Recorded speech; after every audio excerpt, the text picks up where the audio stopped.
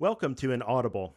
My name is Jeremy Weiland. My co-host, Ryan Masterson, is on parental leave. On this podcast, we discuss the weird, beautiful channeled messages found in the archives of LL Research. The archives contain transcripts of messages from allegedly discarnate sources who claim to hail from an organization they call the Confederation of Planets in service to the Infinite Creator. If you would like an audio version of the transcripts, please subscribe to Ryan's other podcast, Living Love and Light, available on all platforms. I and my guest will try to provide analysis and commentary on the philosophy described in these messages, identifying the common themes and grappling with the application of this information to our human lives. Thanks for joining us on this journey, and it gives me great pleasure to introduce our second guest on this podcast, Nithin Reddy, who's a longtime student of the Law of One and a longtime friend of mine from many LL Research homecomings. Nithin, welcome to the podcast. Thank you. Good evening here from sunny Southern California. It's still light outside.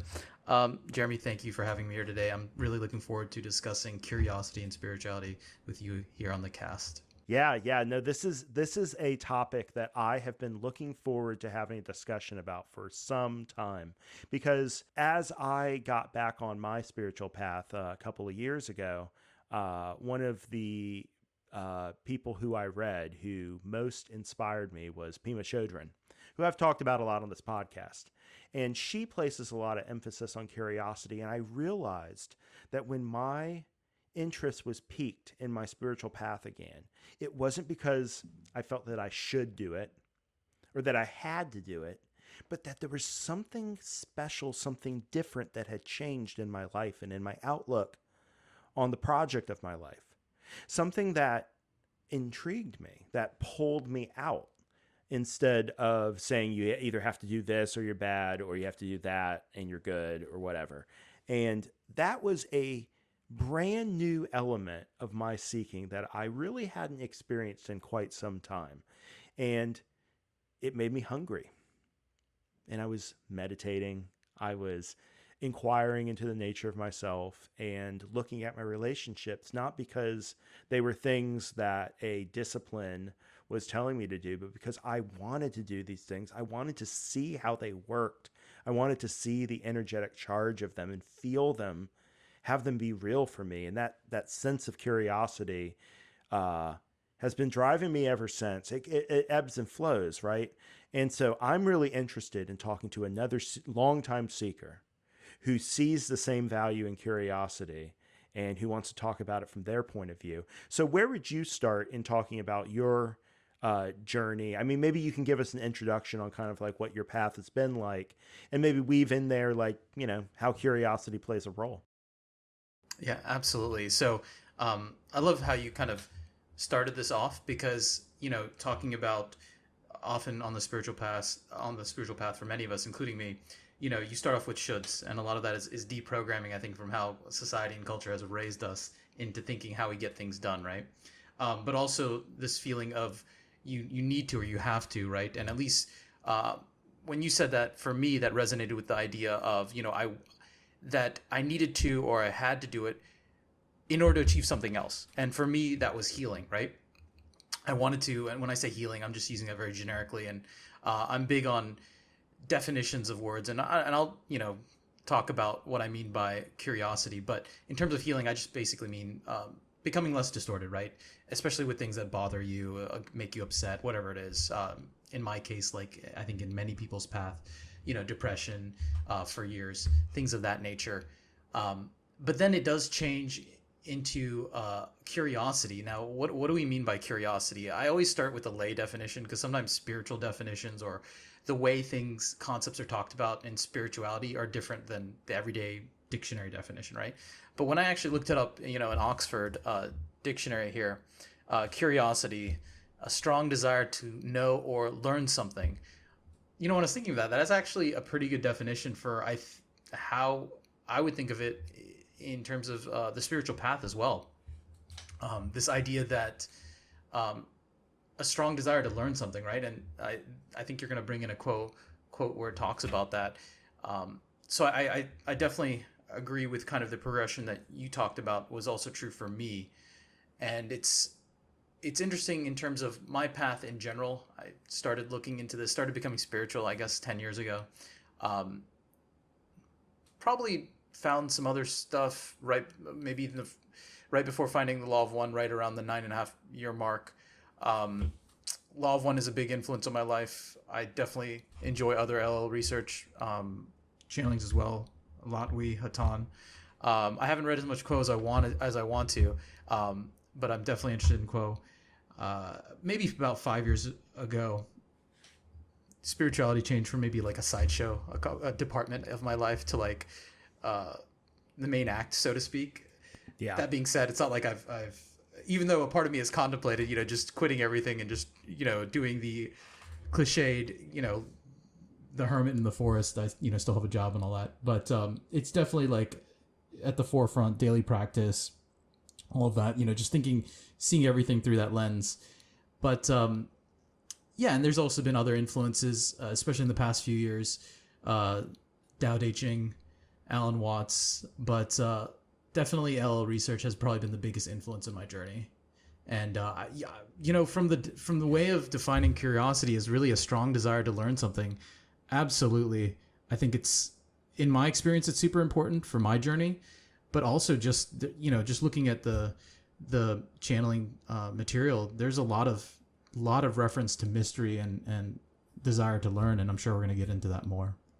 Yeah, this is something that I believe Joseph and I spoke about on the last podcast, where one of the things that really attracted me to those of Ra and then other Confederation sources was their humility, where they, the sense of mystery that they try to engender in us, of the draw of the unknown, the way that the unknown, it can be a friend and not simply this like barrier to consciousness and understanding. They partake of that feeling as well. They're not all knowing. They're still going on their path. And so what I found in the material that LO research has generated, that I really appreciate, is this, it's just a sense of humility, and like we're trying to learn along with you. And that's funny too, because they also say often that they learn a lot from their contacts with us, just like we learn from them, right? Like, in fact, sometimes I think they claim that the balance of the learning has been on their end, not on ours. I think sometimes the way that we approach things, the way that we parse the veil, is an interesting thing for them to study sometimes. You know what I mean? Like they don't have our vantage point, and what we're seeing from our vantage point that's new and novel in the creation is of great interest to them. Just like we love to hear about what things look like from their side, right?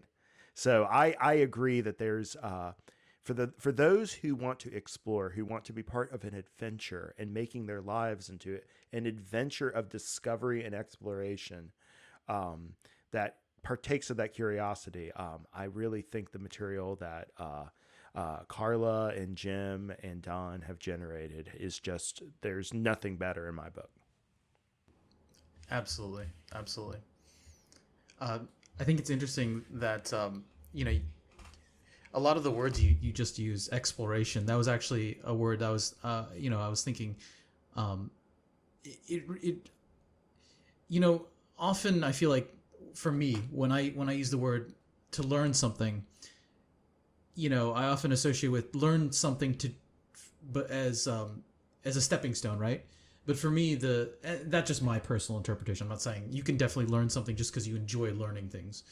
But for me, the phrase to explore, it's almost more of an end into itself. Like, you don't have any expectation or goal, right? You're just doing it because that's who you are, right? It's pure science. It's not right. for a company or for a technology, but it's for the right. love of the knowledge itself, right?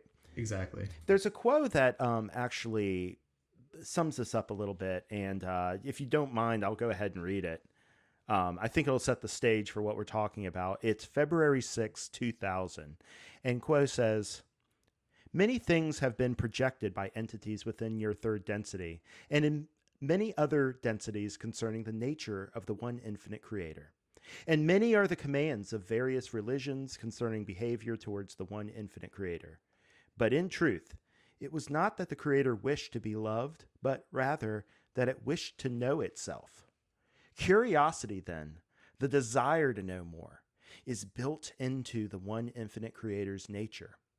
It is only reasonable, therefore, that the infinite Creator would choose, at some point, to give its souls free will. And maybe that's a good place to begin, that curiosity is bound up with the idea that we are free to explore. If you don't feel that you are free, if you are in a more stifling religion where things are a little bit more rigid, and for some personalities, maybe that's okay, but there are some personalities who find those constraints really difficult to deal with because they want to be able to ask questions like children do, right? They want to be able to ask why, and they want to be able to ask why about things that matter to their lives, the things that they're going through, the lessons they're learning, the places in which they're feeling pain and suffering. I mean, even children feel that, and children have to, I'm sure, I know I did, just wonder why it has to be like this. And so the idea of free will and our ability to choose our experiences and then have this veiled experience of them in which we get to have a pure understanding of what we chose, I think is a really important part of why curiosity plays such a role in our evolutionary path. Totally agree. There's a Raw quote. I don't have it readily available, but basically it talks about that it's really difficult to learn, and Raw is obviously talking about learning in a spiritual sense, not necessarily learning how to be a better banker or something. Not that isn't useful in its own right, but basically, if you're working from sunrise to sunset, it's really hard. And you mentioned having a really structured religion. Basically, curiosity and free will are very interlinked. And the more restricted you are, and often it's these restrictions are at first they might seem like they're externally imposed, but really these are restrictions that we willingly accept, right? Because we can always, you can always reject the culture and society you're a part of that might bring these restrictions. Yes, it might be difficult, but a lot of this journey is difficult, right? It's not always super easy, but it's becoming unburdened, so you can kind of be free to have that childlike innocence and childlike curiosity, and to fully embrace your free will. It's because in a strange sense, you can use your free will to say, I'm not going to use free will, and I'm just going to go along with what everything else is. Absolutely. Is they're already there, and what everyone else is telling me. So it's kind of an interesting juxtaposition about it. It's kind of like the whole thing about the infinite creator, right? And then becoming many selves, and in a certain sense, becoming the infinity trying to limit itself, right? Yeah. And it's kind of this is a common theme, right? In Law of One, and I think many spiritual practices, the paradoxes involved, right? Infinity being finite, and vice versa. Absolutely. Yeah. The paradox is the sign of the spiritual, as those the Federation often say. So we have this concept of free will and of going into places that choosing to go into places unknown. Places where I guess another aspect of curiosity is because it's pushing us into the unknown.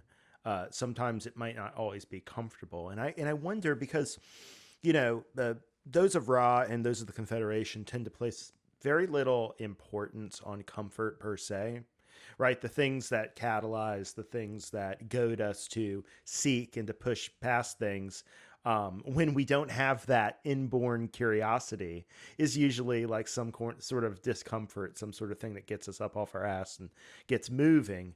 And it seems to me like curiosity can often put us in this position where, in the exploration of new aspects of our life or our consciousness or whatever, I mean, we can run into things that scare us. I mean, even something as simple as meditation I have had experiences in my life where that kind of facing myself on that kind of basic level has not been comfortable.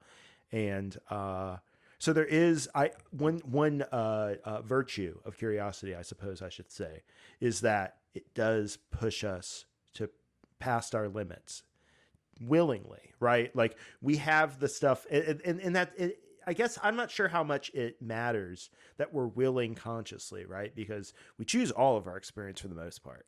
It's just a matter of which part of us. Is it the full part of us that we are conscious of, or is it the part that's behind the veil?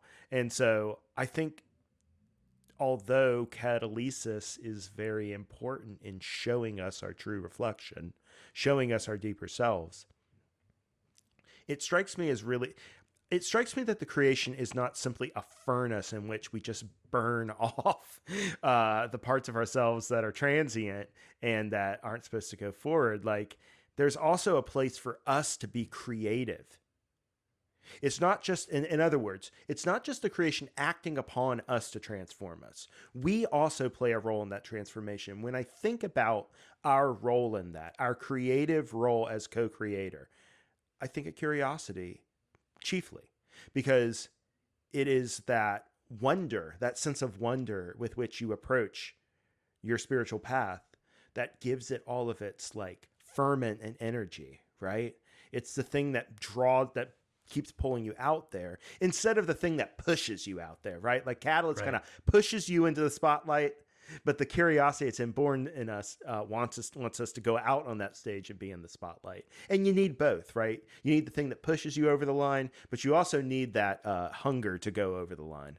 Agreed. And at least this is just my personal experience here on Earth, observing myself and other people as they, transition from, I guess, an unawakened life to an awakened life. It seems that curiosity honestly has less of a role initially. A lot of times people are in a lot of pain, whether they acknowledge it or not. And, awakening seems to come out of that sense of maybe really just wanting to be healed or wanting comfort, and then realizing maybe I'll do this. I'll start exploring spirituality, meditation in order to achieve something else, that comfort, that peace of mind, whatever it is. But what I've noticed is for myself and also for a few of my friends, I've been blessed enough to go through the experience of randomly have, right around the time I became awakened 10 years ago.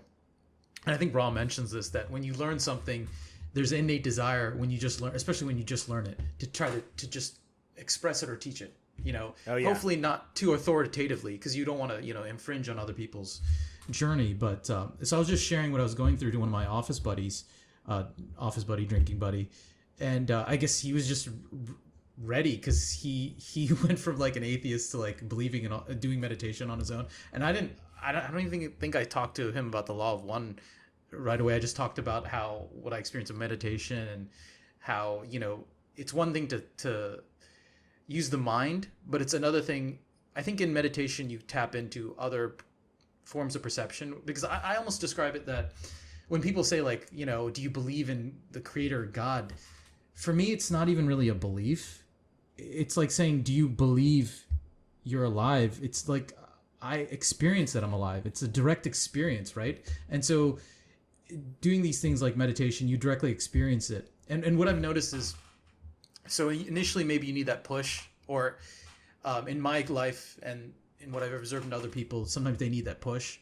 And you could also argue, Ra talks about, the conditions in this solar system. I think it uses the term logos, before the veil, and that everyone basically, they weren't motivated to evolve, because I guess they were just very content.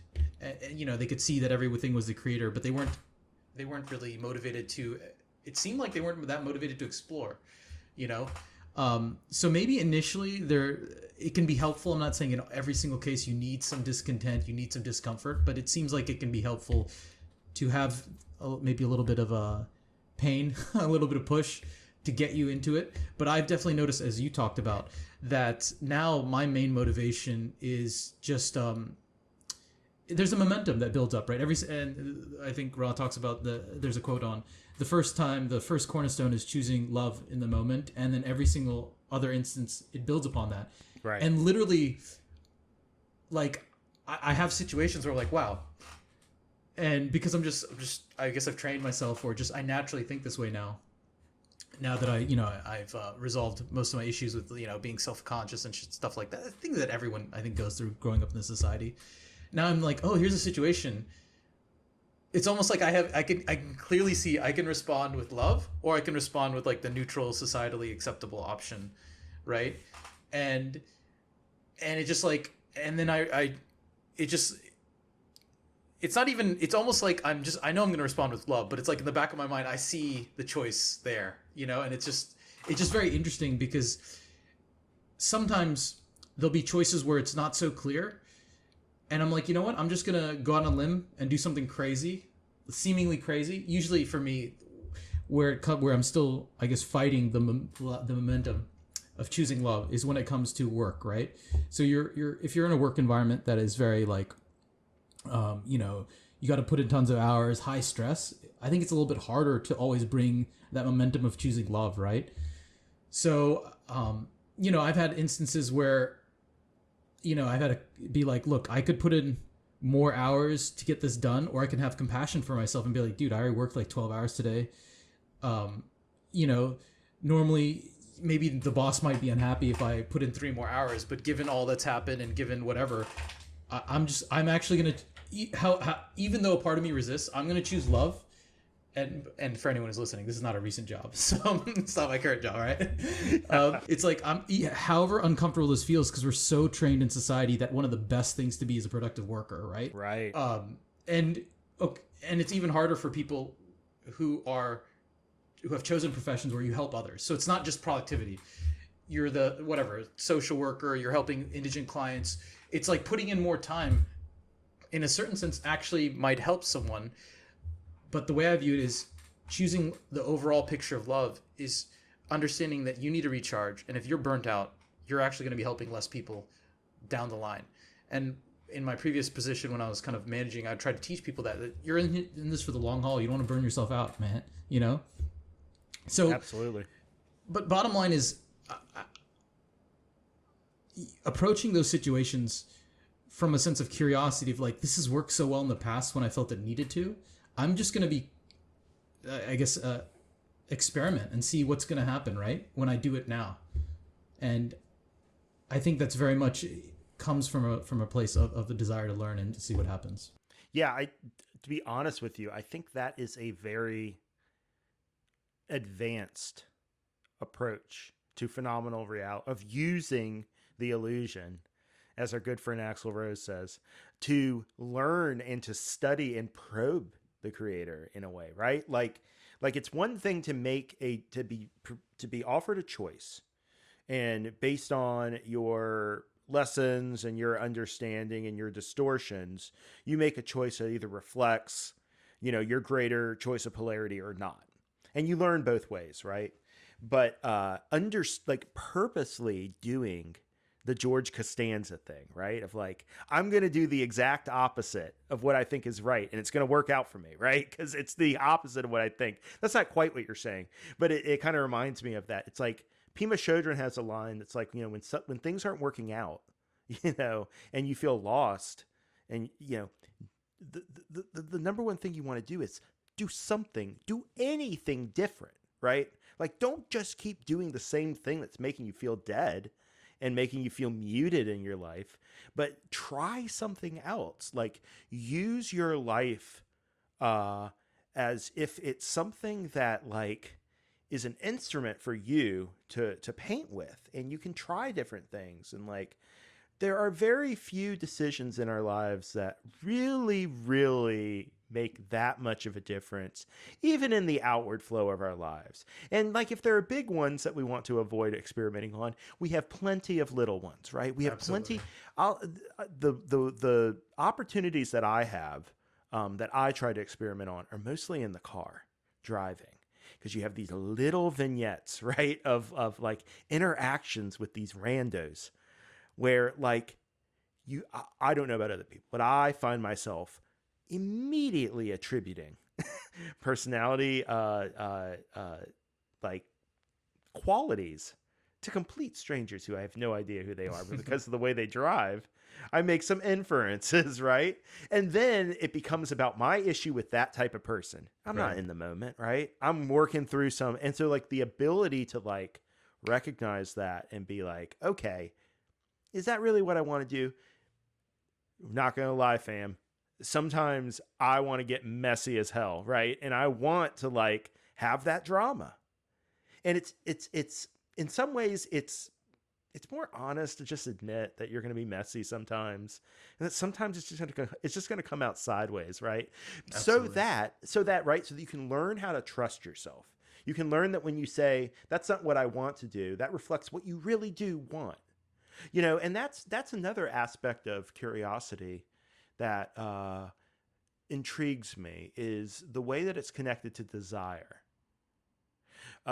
My understanding of Confederation philosophy is that desire is kind of the motive force of evolution. It is the thing. The desire to reunite with the Creator is in my view, you might have a different interpretation of this, Nithin, but in my view, the desire to reunite with the Creator is the core desire out of which everything else is distorted that we desire.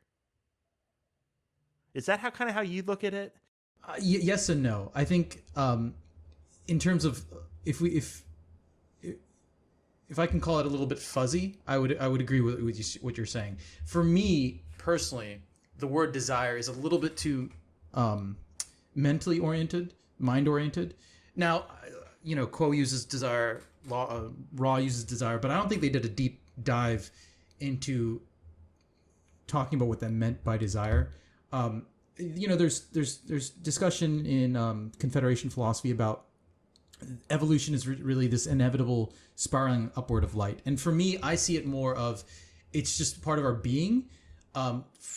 For shorthand, if you want to call it desire, sure, but I would say it's perhaps more innate than that. Unless you're willing to attribute desire as something that can exist past the mind, right? But more or less, I would agree with what you're saying. Yeah, so it sounds like maybe what you see is more of desire as kind of like an ancillary effect of the scroll of time unfolding, and like the idea that we have agency in it isn't as important to you as I guess it is to me. So I think the agency is going to be more about how it plays out in the illusion, right? Is it going to be slower or faster? Is it going to be the long circuitous path or the short path? But you know, all roads lead to Rome, right? So agency matters, but I think at the end of the day, it might be a matter of a very long time, but I really see it as somewhat inevitable. So what do you think is involved when you make choices like that?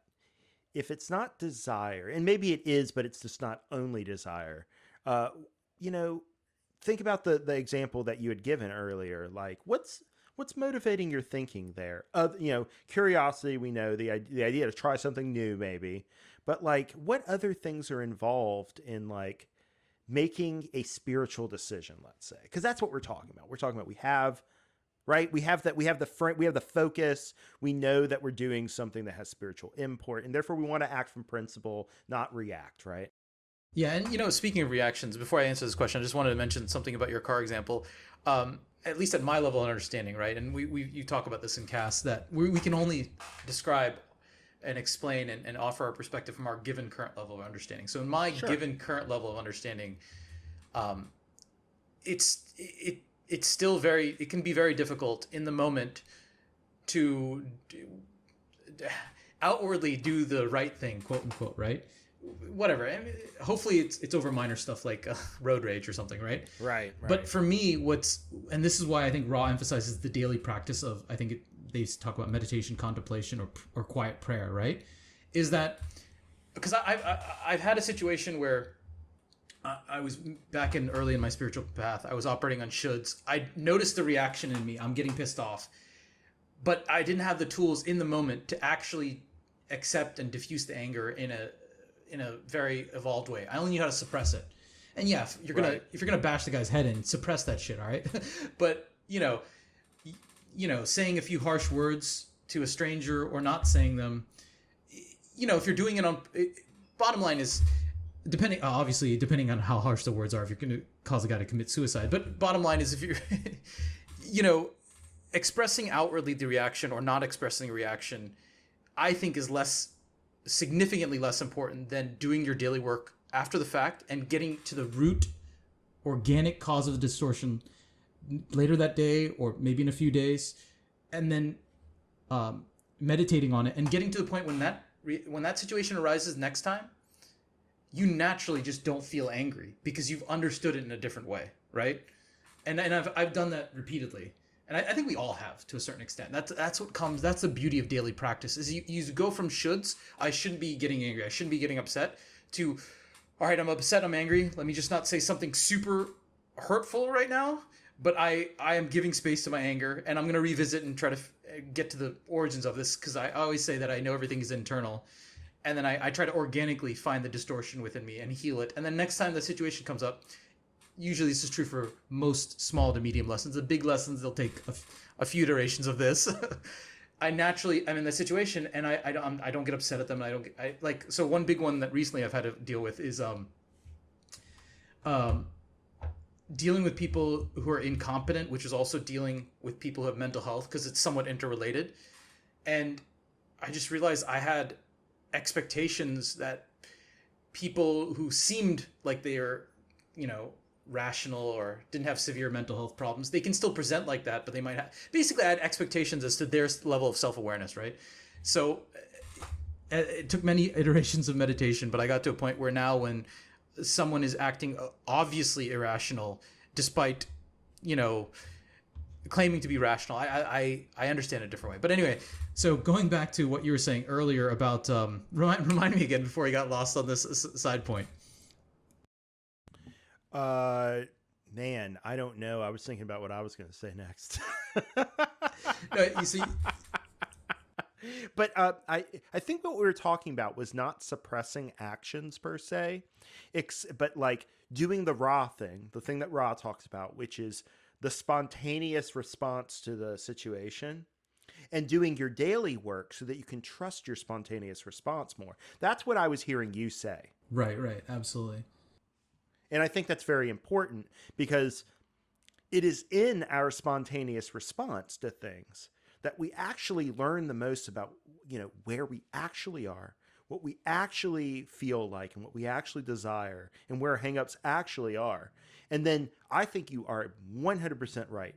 You have the spontaneous reaction within limits, right? But most of us, well-adjusted, quote unquote, adults, we have our responses within a frame that we've learned that's been pretty rigidly and it's an important thing for us to learn. What are the limits of how to societally respond to this without, getting thrown in jail or getting walked all over, right?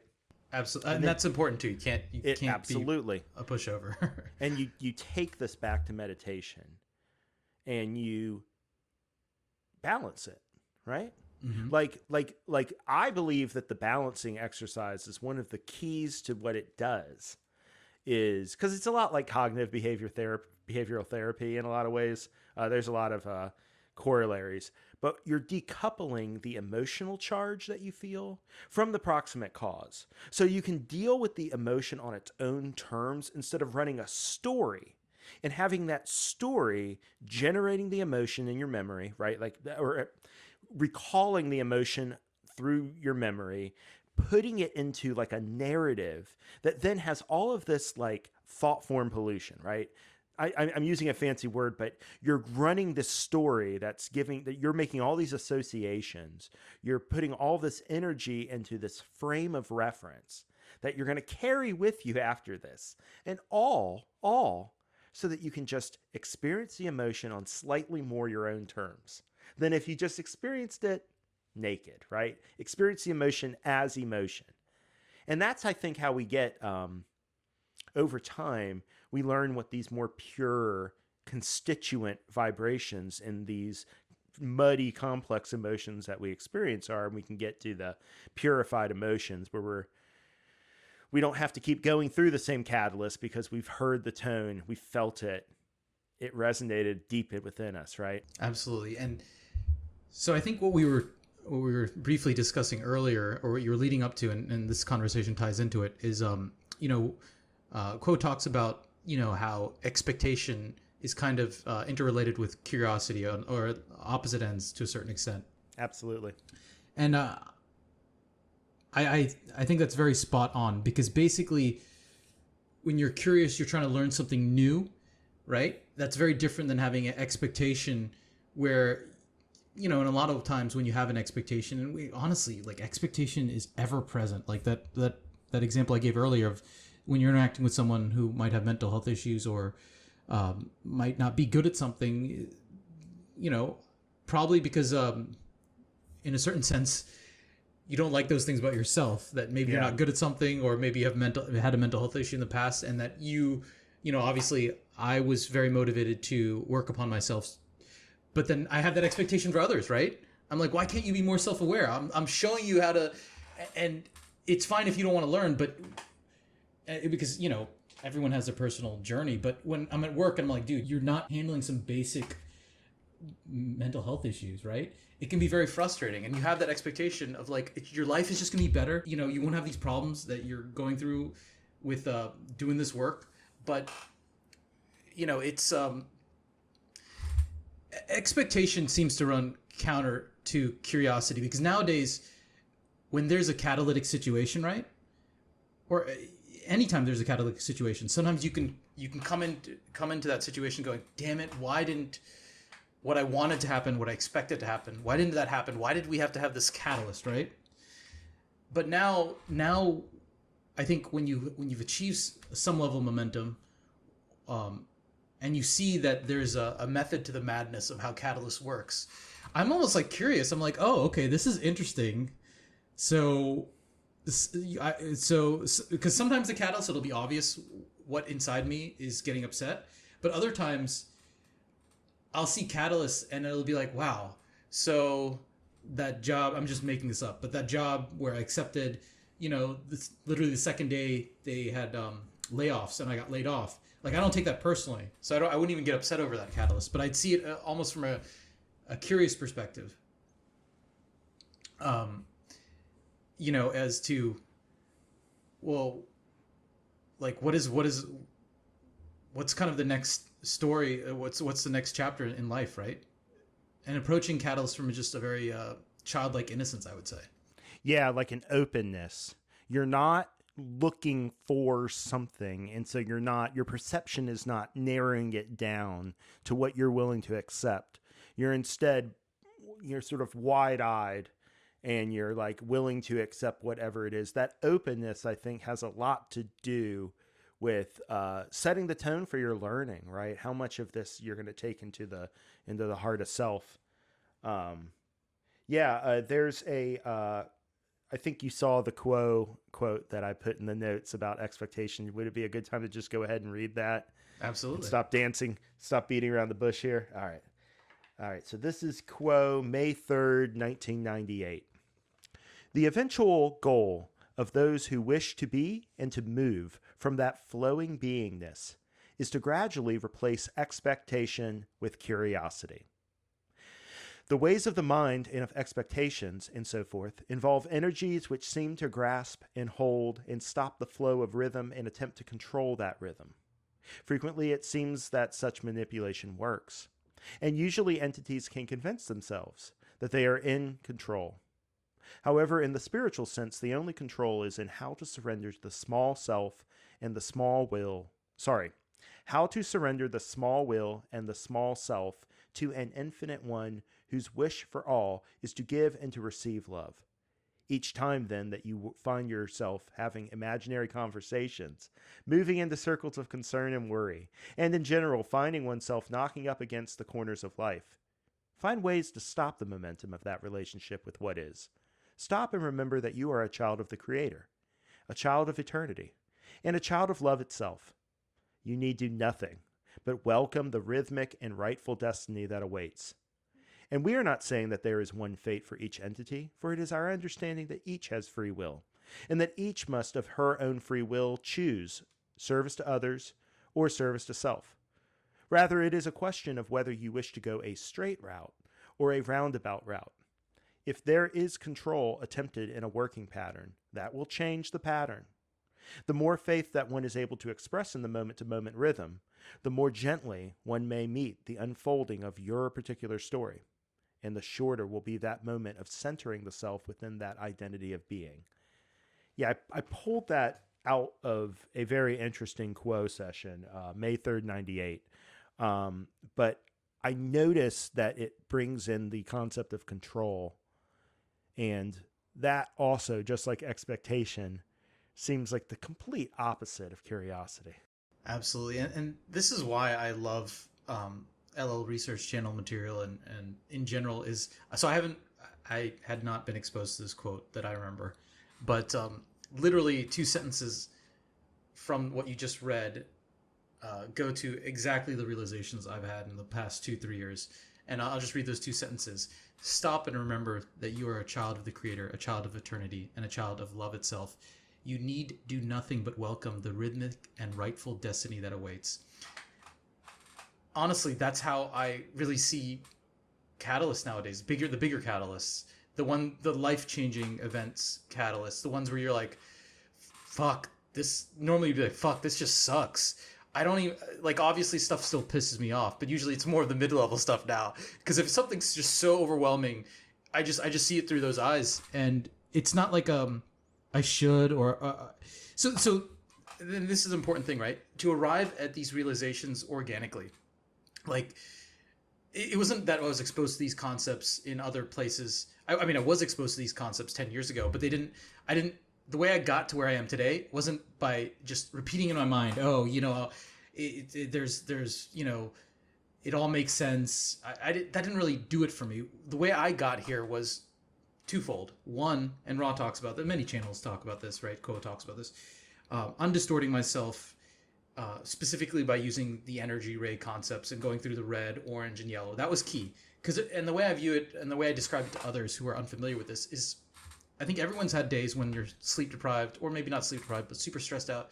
You come home, your significant other, your children, your family might be trying to communicate something to you, but you don't pick up on it, right? They might not be saying it overtly. They might have just said something once, but you're just so stressed out and busy, you don't notice it. Like, you literally just don't perceive the communication that's coming through because of your stress. So the way I see it is that everyone has a relationship with the Creator, the universe, like that. But because of our distortions, of our stress, right? Red ray, worried about life. Orange ray, you have issues with yourself, going up through the rays. You don't perceive that communication. You don't perceive that information. So that was one huge thing, was resolving that. And the second thing is basically choosing love, right? Choosing acceptance over control instead of control and fear, right? And doing that repeatedly and having that momentum build. And and that automatically starts building faith, right? Because you see the momentum. And once you start those two things, like, you just organically get to this place where it's not a belief anymore. You don't tell yourself, you don't really have to remind yourself, I am a child of the Creator, child of eternity, a child of love. You just perceive it to be true, so that when something seemingly horrible happens, you're like, all right, wait, like, there's more to this than the egos or personalities or conventional interpretation as to what's going on. And it's just it's an awesome play. I think, and a part of it is curiosity, because you're like, well, I wonder what this means, right? This is like, how are things, this is kind of actually exciting in a strange way. Yeah, it's a curiosity about, who am I in this kind of situation, in a way. That search for the self that we undergo in our moments of silence during the day is not discontinued when we open our eyes and encounter the world. And a sense of curiosity can help us turn what might be, situations that scare and contract us. Maybe we can be a little bit more open and a little bit more curious about what the actual spiritual content of that stuff is. And that comes from kind of knowing who you are and not being scared of what reality might show you about yourself. That's kind of how I think about it. Yeah, absolutely. And one thing I've noticed is that, and I guess I personally became much more interested in the contents of my subconscious mind once I became spiritual. Maybe there are people outside of people who are studying it for academic purposes. Maybe there's people who just, even without religion or spirituality, who are very in touch with their subconscious. But I became more in touch with my subconscious after becoming spiritual. And often when there's like interesting catalysts, like just, I would say minor catalysts, but now I explore it from the way of, oh, maybe my subconscious wanted this, and let me see what I might enjoy doing, might enjoy exploring, how I can turn this catalyst or this weird experience into like something interesting. So for example, this is like 2 months ago, I basically had a scheduled tire change or something. I was getting new tires, and I guess the place I was going to get them done, Costco, we had it set up for like I think a weekday appointment, and basically it was a tight schedule, so I would only be there an hour, right? It works out perfectly because we're all busy nowadays, right? But anyway, they called and they're like, oh, we have to reschedule it to a Saturday. If you want it on a weekday, the next available weekday is like 3 weeks out. And I really wanted, I was getting these new tires because the current tires I had were like just really, really loud, and I'd drive like, I don't know, 3,000 miles a month or something. So like, all right, I'll just go there on a Saturday. But they said, just so you know, on Saturday, it's going to take like 3 to 4 hours.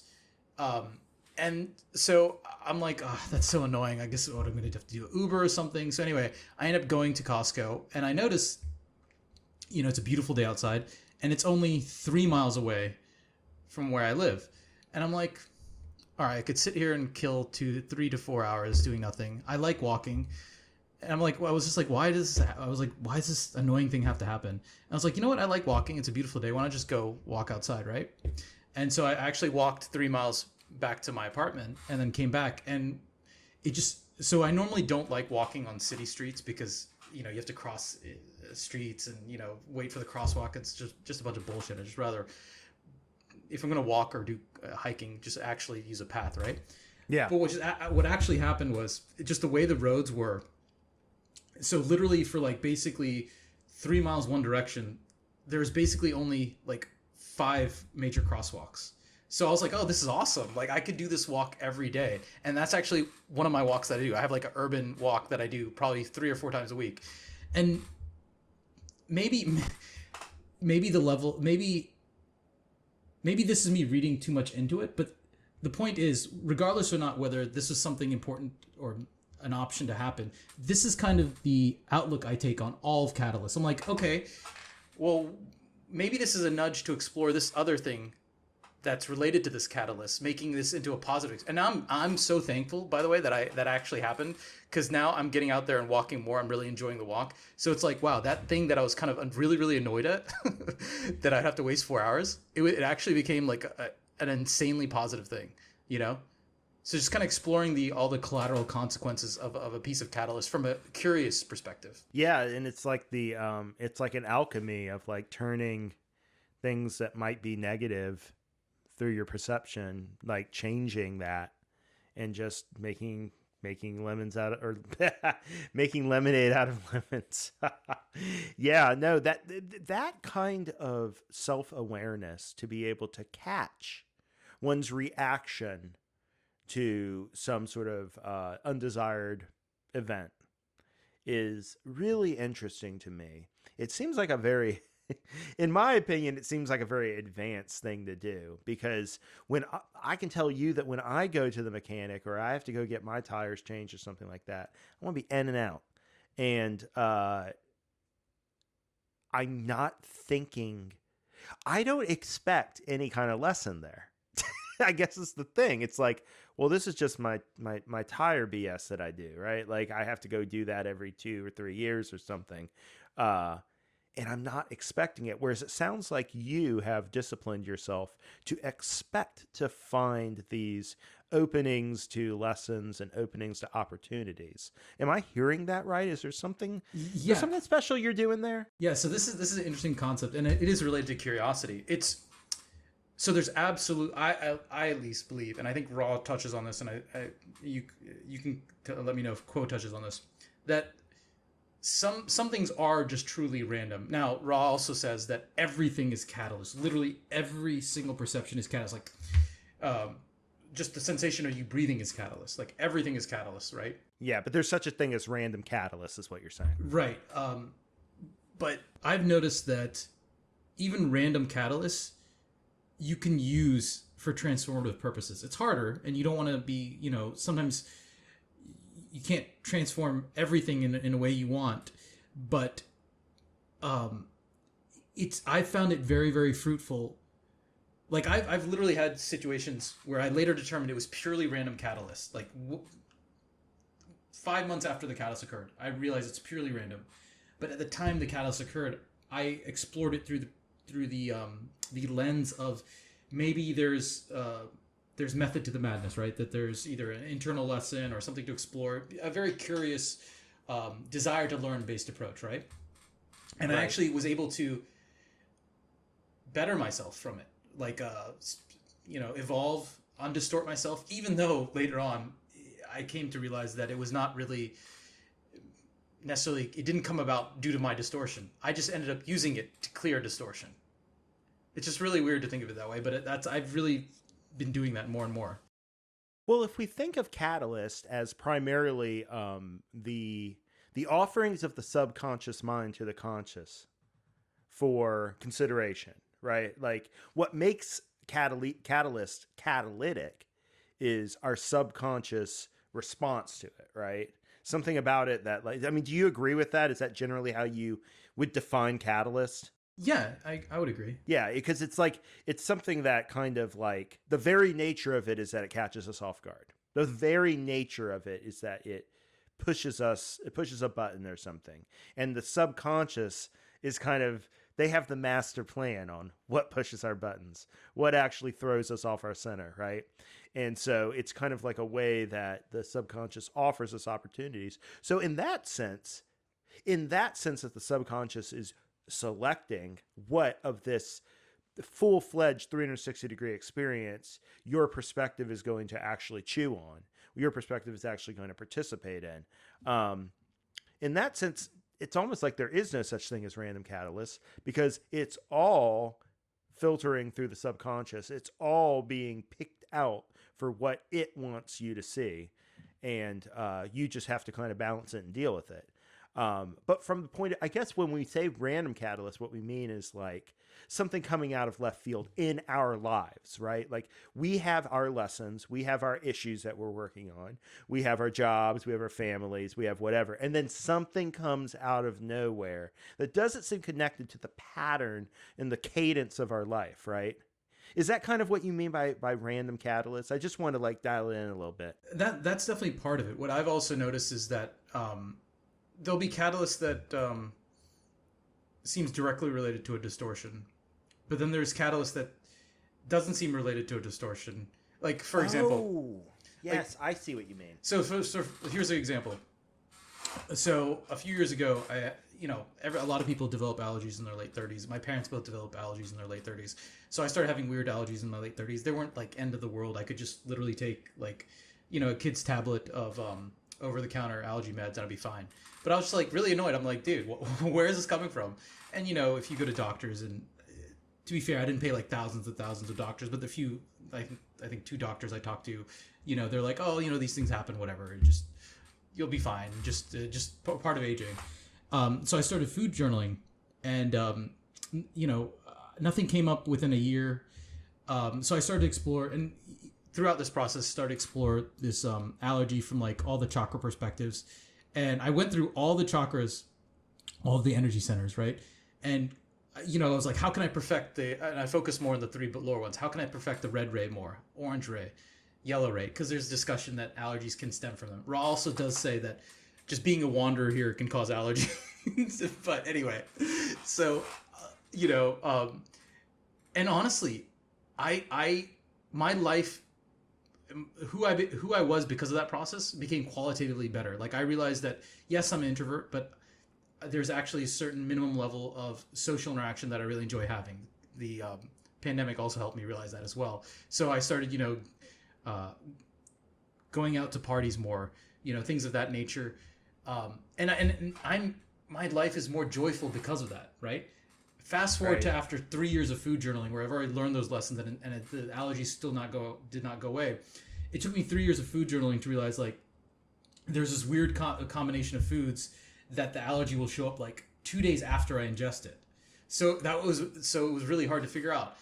And I even asked my dreams what distortion is causing this allergy, and I actually sometimes the dreams are not obvious, but in one of my dreams I got a guy saying, "You're asking the wrong question." So I was like, all right, something else. But the bottom line is it either was, as Ross said, it's the wanderer thing, you have allergies, or it seems to be related to some sort of food. But honestly, because I meditated so hard on like where are the slight chinks in my armor in the red ray, orange ray, and yellow ray, and I really like polished those fucking crystals, right? It uses that word. Yeah. I was able to use catalyst, which I still believe is not really related to those red ray, orange ray, yellow ray issues. Who knows though? Maybe I'm wrong. And become more loving, joyous, and happy as a result. And the idea is that random catalyst turned you on to some aspects of yourself that otherwise you wouldn't have naturally looked for. Yeah, that's really interesting. Those are special times in my life, I gotta say, where you just get like shown, you're looking at mirrors that are kind of within like 60 degrees of your of your frame of view, and then all of a sudden you get a 180 view or like a 90-degree view, and it's completely different, right? That's really interesting, and that takes a lot of I don't think that people encounter that until they have done the kind of disciplined work on the self that you talk about doing. I'm not sure you would even recognize it as an opportunity at all if you weren't centered in the self, right? If you didn't have it, to me, it's just like it's doing your homework. It's so that you can be ready. That's kind of like my philosophy, is that like you don't know what's going to happen today, so be ready for it, and like then you can like use it to its full advantage instead of being used by it, right? Like that's what you want. I mean, there you definitely learn a lot by being used by Catalyst. I mean, letting it run you down like can certainly teach you like nothing else. But if you can, that you see, when I say the Lord's Prayer in the morning, that's what I think. I'm not quite as Christian as Carla, but it was part of my upbringing, and I find a lot interesting in a more mystical interpretation. And there's a part of the Lord's Prayer that says, "And lead us not into temptation, but deliver us from evil." And there's a I don't know if it's Kuo or Hatan or who, but they break it down, and I really like this interpretation, which was, let us. The idea is, don't prevent me from seeing my lessons. I want my lessons. I know that they will be hard. Let me see them, but give me the grace to see through them, right? Give me the grace to see what they're trying to tell me. And that's kind of how I feel about this kind of subject, that what we want is, even in these times that catch us unawares, if we're centered, we have a better opportunity of seeing what's on offer. Because any experience that happens to us that makes an imprint is offering something. There's some sort of harvest of it, right? And it's and we don't necessarily even need to have a conscious understanding of what that harvest is. It's okay for it to work on us without us consciously participating, but it sure is nice, and I think it serves the Creator all the more when we can be aware of something that has made an impact on us, something that made a dent, didn't just pass through, and center, and then bring that, if possible, into meditation, seed it in the roots of mind, like those of Ra say, like really give this gift of the Creator to the Creator the respect it deserves. And that allows us to like use the experience completely and not lead. There's no waste product necessarily when we do that, right? Absolutely. As we're talking about Catalyst, it's often said that everything is love, and it's one thing to hear the words, but it's another thing to kind of understand it at a different level. And so it makes sense that even breathing, right? There's love in that, right? Love is of the moment. And, I think for any of us who have delved a little bit deeper into meditation, or I guess have been lucky enough to have one of just an amazing experience early in their journey, um, you know, I don't claim to know what opening the gateway to intelligent infinity or what enlightenment looks like or anything like that. But, there's moments where you feel like you touch infinity, right? And Absolutely. where you feel just the way I would describe it, or at least what I'm trying to describe, and is that sometimes, and this can be outside of meditation, right? It's usually when you're just it occurs most often when you're really at peace, right, and calm and relaxed. It's almost like this deep sense of peace, and the peace, like the emotion of peace, at the deepest level, seems to turn into like ecstasy, and a feeling all over your body. And what's interesting is there's many practices, right? Kriya Yoga, for example, it uses the breath to kind of, from my understanding, I'm not an expert in Kriya Yoga, but part of what it can do is it can achieve that state through breath work, right? So I didn't mean to use the example of breathing as catalysis to be something profound, but then when we started talking about how, using catalyst, and then I was like, wait, everything is catalyst, right? And even breath is catalyst, and breath can take you to that state. So maybe it's all catalyst, and what changes is how curious we are. When we're not curious, the catalyst needs to be more like, hey, it's directly related to one of your distortions. But when we become more open, more that childlike innocence, and we're willing to explore, because sometimes, just breathing and feeling relaxed, I've gotten into those states without trying to meditate, where I'm just like, I'm really relaxed. Oh, this feels really good. Let me take even a deeper breath and just like sit here, just peering out the window and exploring that interest in exploration is what enables us to use catalyst that doesn't have to hit us over the head with pain and discomfort. Yeah, because those of Ra do say, like, there's nothing. Well, I don't know if it's Ra. It's one of them. It's one of the usual suspects. They say there's nothing intrinsically. I'm paraphrasing. There's nothing intrinsically like better about suffering to learn your lessons than not suffering, paying attention, right, and catching it without needing the 2x4 to the head. Like, it's all about your choice, like what you want to do. Like, you can do whatever you want, dude. And we encourage you to, like, be ready for this stuff and like catch it when we throw it, when the creation throws the ball. But if you miss it, if you drop it, like, you can go back and pick it up. Like, you need both, right? You need the patience with yourself to understand that, hey, if you knew how to do this, you wouldn't be experiencing the catalysis, right? Like, it wouldn't be happen. Like, the whole point is for you to learn. This is all a positive a mechanism for your evolution and your growth, and you can't go wrong.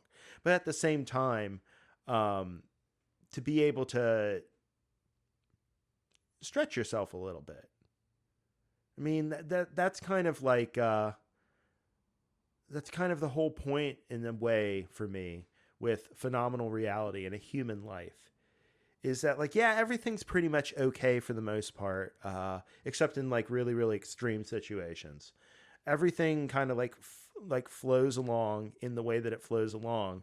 But if you can use that stability and that rhythm to maybe, like, instead of just playing the tune the way that it's written, maybe like throw in a weird John Coltrane note in there, like maybe go off key a little bit, just see what a little bit of chromaticism sounds like. Sorry, I'm used to speaking to a co-host who's a musician, so we usually find a lot. I use musical metaphors a lot, but this idea of, I guess it's improvisation, isn't it?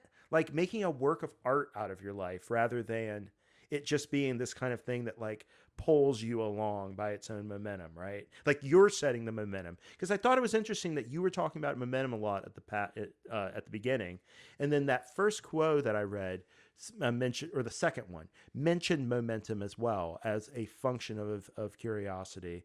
And now I'm like, we're kind of saying, you know, this momentum can be something that pulls you out of yourself and can give you like a new look at things, right? Absolutely. I think I lost the thread there a little bit. I'm sorry. No. There's just so many different aspects to this, right?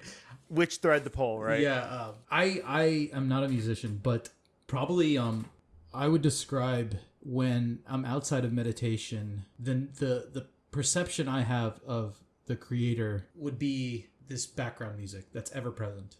And when you have catalyst that feels like it's hitting you over the head, it feels like maybe a discordant note, but it's not even a discordant note. You just stop hearing the music, right? At least that's how I am. But when, you know, after I've done more inner work, you can still hear the music and you improvise, right? It's not a discordant note. It's a change in the music. It's a seeming change, but it's still, if you allow it and you approach it with an open-mindedness, you can often see how that becomes beautiful in and of itself, right? Yeah, the way that a jazz artist can take the dissonance and actually do something really cool with it, right? You know, what do they say? Like, jazz is just when you like go with your mistakes instead of like stop and go back and do it again. You just kind of work with your mistakes. And it reminds me that Ra often talks about life and evolution as a dance. And I think that's kind of part of what they're implying, right? That you kind of got to be a little bit supple and fluid, and you got to kind of like bob and weave through this stuff. That's the wrong metaphor. And I think I've misused this metaphor on this program before, but you know what I mean? Like you're dancing to, this rhythm, and every once in a while the music changes and the notes change and it modulates, and you have to like change your groove, and somebody's coming to your left and they're not looking where they're going. You got to like, you know, just kind of like, you know, Neo in the Matrix, just kind of just bend back and let them miss you. It's almost like surfing, right? There's this rhythm, there's this balance, and you're just kind of going through it. But we do lose our footing sometimes. And so there's an opportunity to forgive ourselves. And that's part and parcel of stretching ourselves, right? Maybe that's a good way of looking at evolution from a human point of view, is that evolution stretches us to go outside our boundaries and to aspire to more. But it also, in that stretching, gives us plenty of opportunities to forgive ourselves and to do the groundwork that allows for us to have the confidence in ourselves, right? Like in forgiving ourselves, in coming back and never giving up on ourselves, we learn to have confidence and express that true self that's within, and let that guide us through the dance, right? Knowing that it's not going to guide us wrong. You know, I love the dance analogy. And you know, I love the music analogy. And thinking back to this, I don't know how much of a student of the tarot archetypes you are. It's always been on my to-do list. I actually think I'm probably, you know, Ra talks about Tree of Life, the tarot, or astrology. And I think I'm actually more interested in astrology. I've actually lined up the 21 constellations, and it's on my to-do list. But I still look at the images of the card. And if you look at the Great Way of the Spirit, card 21, I actually don't know the normal name for it. It's basically the world. Is it the world? The world, I think so. Okay, it's basically Great Way of the Spirit. Yeah, card 21. Yeah, it's basically a woman who's playing some sort of harp, but the harp also is in the image. It has a face. So, you know, I didn't like meditate on this image, but I came to perceive reality in such a way that, you know, we are both the music and the musician, right? And really, that's exactly what this card is. That's exactly what you're talking about. That we were both, that creation is both the dance and the music, right? So I think and Ra talks about it. I think the analogy is exactly on spot. And you gotta sometimes, you know, if you're dancing with someone else, sometimes you'll be leading. Other times, maybe, you'll be the one who's falling, right? And you just kind of have to be supple and go with the flow. Like a good conversation, right? There's like an energy of the way it bounces around, and you're just kind of like working with that energy. And man, it's nice to have a good dance/conversation partner. Absolutely. Well, were there any other aspects that we wanted to explore? I feel like we're starting to coalesce on a few key points, and I'm not sure if I have much new or novel to introduce here. What about you? So there is one other aspect that Cool. that actually only just came up recently, the past 15 minutes. I think my understanding of curiosity has actually changed during this conversation. It's actually become much more clear how central it is to kind of this entire process of you want to call it spiritual evolution, whatever you might call it. But what struck me was, why is it so difficult to have this childlike innocence, this childlike curiosity? And is it difficult because of cultural and societal structures that are in place? Is it more deprogramming? Now, I talked about how it is about undistorting your lower rays and also building momentum. But is there also an aspect that is directly tied to what we're taught is antagonistic to expressing this childlike curiosity, which seemingly is a fundamental part of reality, right? Well, we live in a society where it's not really society. Parents are naturally afraid for their children, and they know how curious children are. I know this is a really very banal explanation of what you're talking about. I'm sure we can get something more sophisticated and deeper, but kids are often warned against being too curious, I have to say. And they have a lot of experiences in their life often where curiosity is not rewarded. You're a parent though, right? I am not. Oh, you're not a parent. So, okay, I was gonna say So go crazy. No, I'm not a parent either. I was like, it would be good to get input from a parent here. Yeah, good point. Yeah, I mean, but why isn't curiosity rewarded more as a child, or why are what are some examples? I think I like where this is going, because this would be, there's something more primal than just society and culture. Because I think a lot of cultures don't encourage the same curiosity you have as a child to retain that into adulthood. Well, let's be clear. If we're talking not about Western cultures or like American culture, even in American culture, in certain fundamentalist families, right? Like, we should not take it as a foregone conclusion that people are encouraged to be curious. No, that's what I'm saying. Straight off the bat. I didn't mean to. Okay. Maybe I misspoke. People are not. I feel like in a wide variety of cultures, adults are not encouraged to be curious. Okay, good. Now, I can only speak to American culture, and even though I grew up here, I was born and raised here. My parents being from India, I can also speak to at least 1970s India culture. Yeah. It's not really encouraged as an adult there either. From at least that era, I can't speak today. I mean, the innovation in a kind of capitalist, technological, like build your own business or come up with your own idea, that's like the most that curiosity is encouraged. It's like, because it issues into something that's going to make you rich or make you happy or stable or something. It's not for its own sake, for the sake of living a more vibrant life, right? Because I think people do take roads in their life that others don't understand. And if it were acceptable for them to just say, I had an itch. I was curious. I had to go find out for myself.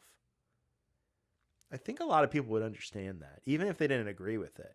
But that's not, there's a part of me that says that that's not a way that we think normally. That's not a way that we think about how to relate our lives to others' judgment, right? Right. Like if you think about academia and the university and this concept of higher education, what it used to be from medieval times was it's kind of, David Graeber, the anarchist anthropologist, talked about this. This used to be the place where we put all our eccentrics, right? All the people who can't make a living out in the real world. They're going to go to the academy. They're going to go to the university, to the college. They're going to teach and work on their stuff, and maybe nothing will come of it their whole career. But every once in a while, right? Because we let these people loose and we don't make them go and work a 9 to 5 like the rest of us schmucks to make a living. And they have time to think. They have time to explore their own inclinations and their own, scratch their own itches. And every once in a while out of the academy, something brilliant like the theory of relativity will come out, right? And it will change everything for people.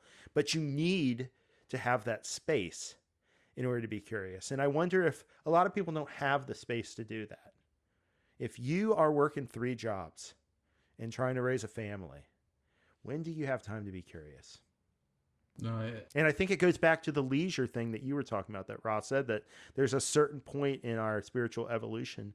We need the leisure in order to let things, to have the stability and the security to be able to ask more penetrating questions that will take us down a new path. Otherwise, we got to keep our heads down and we got to keep everything together. Yeah. Otherwise, you're just stuck in, basic survival and those basic stresses. So it's very interesting that perhaps just because we so value productivity, profit, that all forms really, I'm sure you probably have a cast on this, and I know that this is the area everyone's talked about, at least our group, a lot about how our society, worldwide society, is so ever focused on just like basically making more money, right?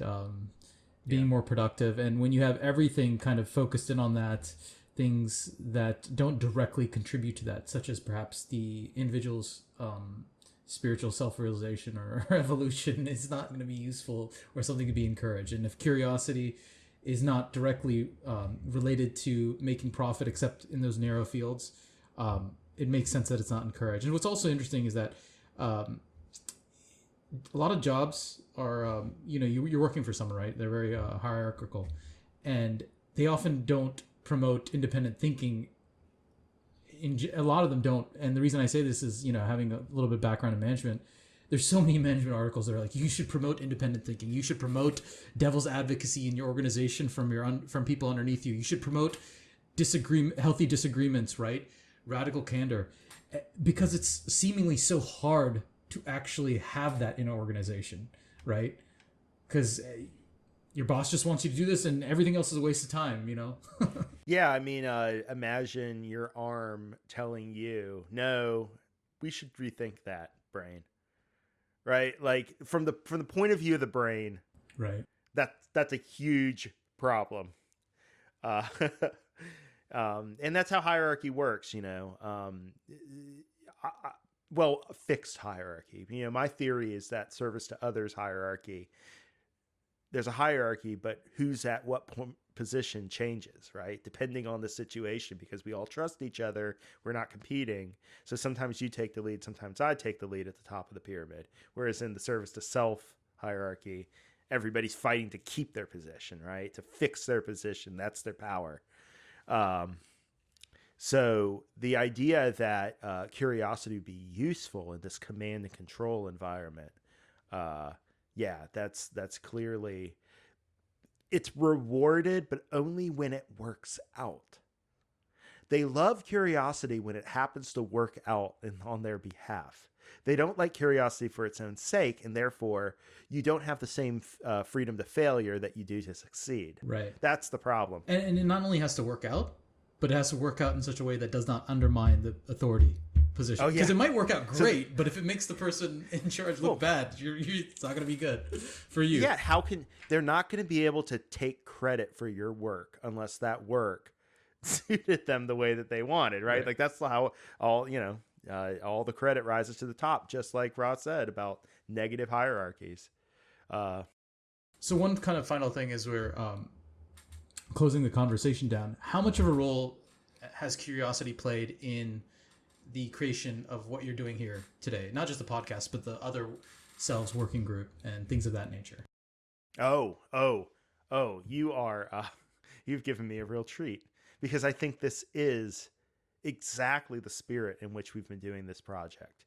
I think it has been the hypothesis that we posed to ourselves, the four of us, when we started it, was, could we build a spiritual community of real quality remotely?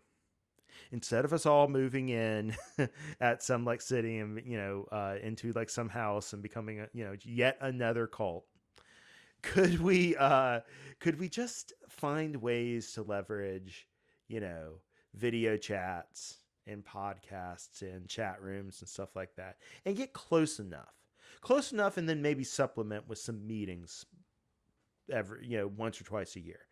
And so it's still an open hypothesis, but that spirit of having that as my lens, as my focusing lens through which to look at what kinds of service would be useful in that setting, has been really, really challenging, but also enlivening to my entire life, I feel like. And I definitely think that it was a matter of, I could have just done like, let me just start a site. Let me just start a website, have people come to my website, advertise for it, whatever. But what I really wanted to do was see, well, what if we could all empower each other to do the service that we all feel moved to do, and we can all help each other in that particular service each individual wants to do. And then when we are doing our study, when we are doing our conversations and we're learning from each other and we're building that energy, instead of us just keeping that energy to ourselves and then going home, we focus consciously on taking that back into our lives and spreading that love and light that we've built up in our individual lives in the separate spaces that we live. That is a project that anybody can do. They don't need a group to do that. But the idea was, could we intensify it? Could we focus it more? Could we use the law of doubling, really use it, even though we don't all live in the same place? And so far, it seems like there is a response to this attitude that has really taken me aback and impressed me. That there's that there's other people who care like this, who want to put it into practice, who are tired of just talking about it on forums, you know what I mean? Tired of just talking about it in this kind of flippant way where it's almost abstract because we don't really apply it to our lives. Not in a way that we actually, I don't want to say hold each other accountable for, but make space so that reflection on such mundane details about our lives, there's a space for it, and it doesn't feel like it's indulgent. It doesn't feel like you're wasting somebody's time. That that, hey, by virtue of the fact that we've gotten these particular people together who care about these particular kinds of concepts, it's safe for me to open up and be vulnerable and to really open myself up to what I'm not seeing. That kind of intense work requires curiosity on the part of the people involved. But I would say it was also like, it's all a function of my curiosity about how far can we push spiritual community? How far can we build a project that self-consciously anchors love and light on this planet in a way that can really materially, I hope, maybe I'm misusing the word materially, but sometimes it feels like very material help that we are trying to give to this planet as we shepherd it, as we midwife it into fourth density. It just seems like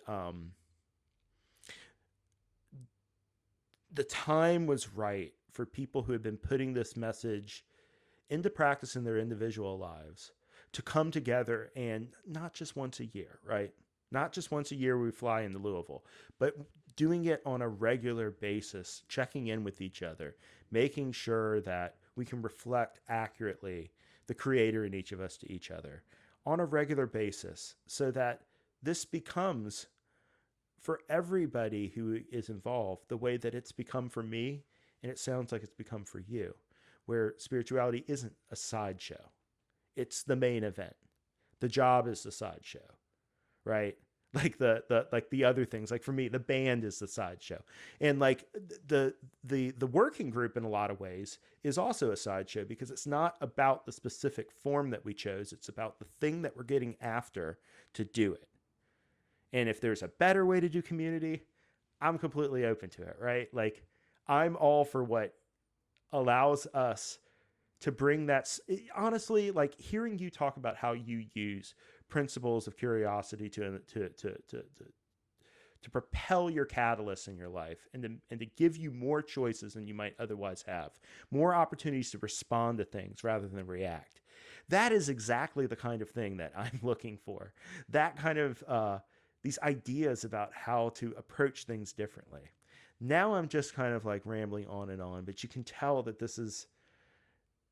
I really appreciate that you see the spirit of curiosity in all of this, because it could not work, and that's okay. I know at least I tried, and that we tried. And I think you said it right when you said I think a lot of people who are engaging, a part of this group, they have to be curious. I mean, I'm here, not just part of this podcast, but I've been talking to you because I'm very curious as to what you're doing and very interested in it. And I'm thrilled to see how far it's come, and I'm looking forward to seeing how far it's going to go.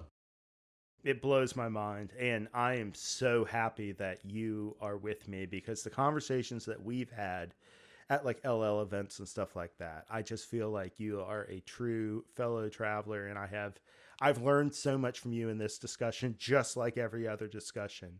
It's really mind-blowing. So with that, I will thank you for being so generous with your time and coming on. I know that it's a lot of things to hold in your head, and you have really just been a great guest, and I've really enjoyed talking to you. Thanks so much, Nithin. Thanks so much for having me, Jeremy. So just to catch the audience up, no, Ryan's still no word on when he's coming back, but that's okay, because I've got other guests lined up, and I can't wait to bring Nithin back. I really enjoyed this conversation. I'm enjoying this different flavor of the Inaudible podcast, and I hope y'all are too. So go to the website, inaudible.show, go to the contact form, let us know what you think. We always love hearing from you. And until the next episode, my friends, stay in the love and light.